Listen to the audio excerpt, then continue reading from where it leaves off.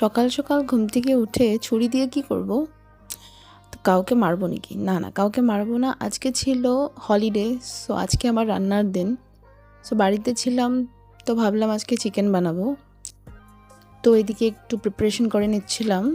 তারপর এই যে আমি একটা ভাজা মশলা বানাচ্ছি, বিকজ আমি বাইরের গরম মশলা ইউজ করি না, আমি বাড়িতেই বানিয়ে ওটা ইউজ করি।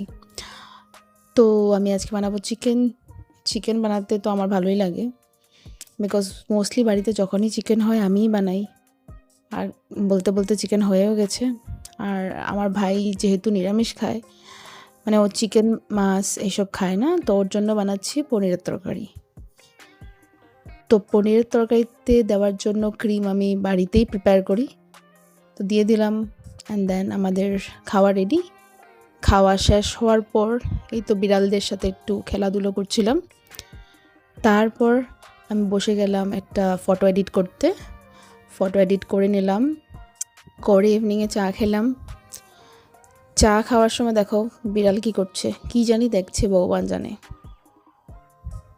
তো দ্যাটস ইট ফর টুডে।